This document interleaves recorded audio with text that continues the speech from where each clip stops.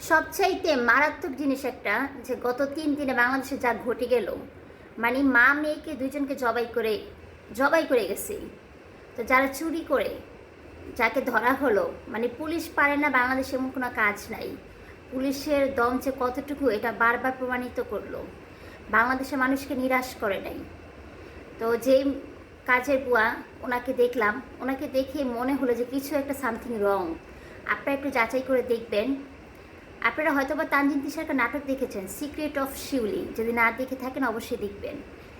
Secret of শিউলি, তানজিন তিশা একজন প্রফেসরের বাসায় কাজ করতে যায়। প্রফেসরকে সে মেরে ফেলে।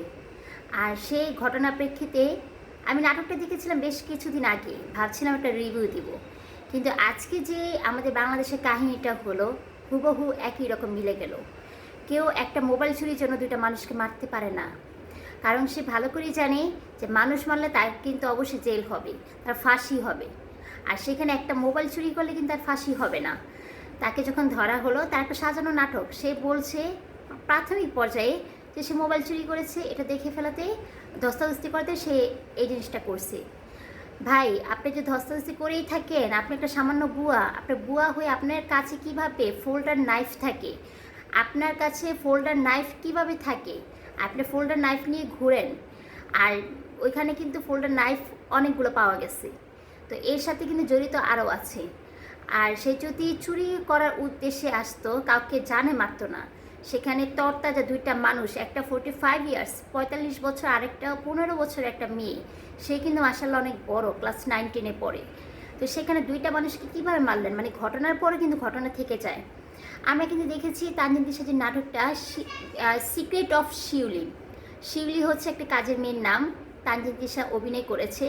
আর প্রফেসর, ওনার চরিত্র অভিনয় করেছে আপনার জামান সেলিম। তো নাটকটা দেখলে আপনি বুঝবেন কাহিনীটা, যে তার পরকীয়ার একটা মেয়ে ছিল, সে মেয়ে এসে প্রতিশোধ নিয়েছে।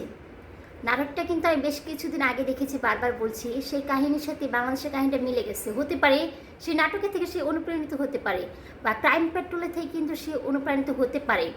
আপনার সিসিটিভি ক্যামেরা ফুটেজ দেখলে দেখবেন, সে কিন্তু আপনার কাজের মেয়ে বা দরিদ্র পরিবারের কোনো মেয়ে ছিল না। মানে তার হাঁটার র্যান্ডম স্টাইলটা ছিল একটা স্কুল বালিকা বা কলেজ বালিকার মতন। মানে কলেজের টিনেজার যেভাবে হাঁটে, ঠিক সেম ওইভাবে হেঁটে সে চলে গেছে, মানে খুব মিশন সাকসেসফুল করে। সিসিটিভির ক্যামেরার ভিডিওটা দেখলাম, আর বাস্তবে ওনাকে দেখলাম, মানে আকাশ পাতাল ডিফারেন্স। মানে বাস্তবে দেখলাম যে ভাজা মাছটা উল্টায় খেতে পারে না। তো ওনাকে যখন অ্যারেস্ট করা হয়, ওনার স্বামী প্রাথমিকভাবে জবানবন্দি দিয়েছে যে দুইটা মোবাইল চুরি করেছে, সেক্ষেত্রে ওনাকে এভাবে মানে মেরে ফেলছে। এটা কোনো কথা? দুইটা মোবাইলের সাথে দুইটা মানুষ মার্ডার, তাও 30 বার।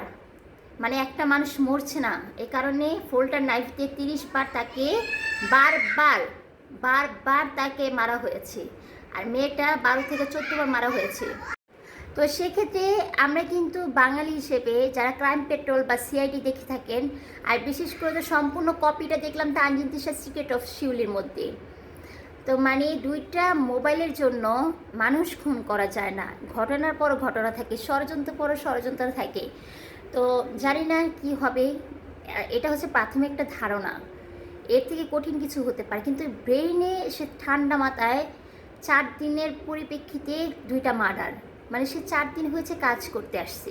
তো জিনিসটা মিলাতে পারছে না। হতে পারতো 4 বছর ধরে কাজ করতেছে, বা 14 বছর ধরে কাজ করতেছে, বছর খানিক কাজ করতেছে। মাত্র 4 দিন, 4 মাস না। তো 4 দিনে আসার পর সে সম্পূর্ণ মাস্টার মাইন্ডে ঢুকেছে। মানে তারা সিসি ক্যামেরা, তার হাঁটার স্টাইলটা দেখলে বুঝবেন যে তার আনন্দ ছিল, সে মিশন সাকসেস করে চলে গেছে। তার মানে কি, অতীতে কোনো শত্রুতা ছিল, ঘটনার পরও ঘটনা থাকে।